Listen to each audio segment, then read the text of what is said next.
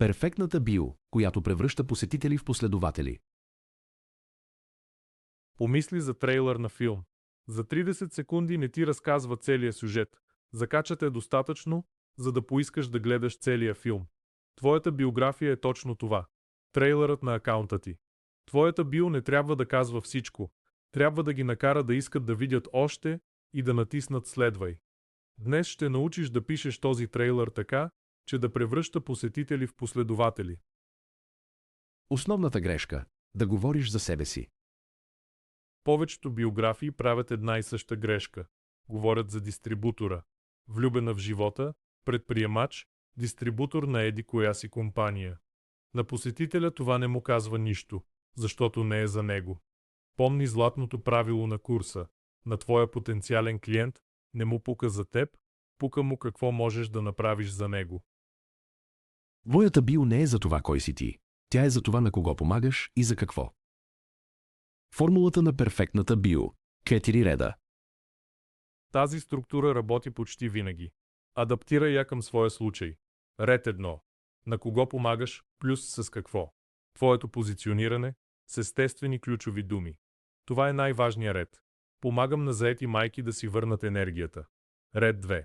Кой си, защо да ти вярват. Щипка близост или авторитет. Майка на 2 деца, преди живеех изтощена. Ред 3. Доказателство или разлика. По избор. Нещо, което те отличава или дава достоверност. Безкрайни диети и часове във фитнеса. Ред 4. Призив за действие плюс стрелка към линка. Кажи му какво да направи. Безплатно ръководство за старт.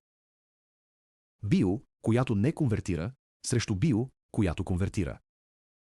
Виж разликата с два реални примера от нетворк маркетинг. Ключовите думи. Да те намират. Тъй като Instagram вече работи като търсачка, включи в биото си и в видимото си име думите, които твоят потенциален клиент би написал. Енергия, допълнителен доход, благополучие, майки, тези, които отговарят на нишата ти. Но естествено, в разбираеми фрази. Никакво трупане на отделни думи. Биото трябва да звучи човешки, не като списък с етикети. Призивът за действие. Кажи му какво да направи. Никога не оставяй биото си без следваща стъпка. Хората, дори да им е интересно, не действат, ако не им посочиш какво да направят. Завърши с стрелка към линка си и конкретна покана. Свали ръководството, започни от тук, пиши ми на съобщение. Този последен ред превръща любопитството в действие. Реален пример. Старата био на Елена. Любителка на кафето. Здравословен живот.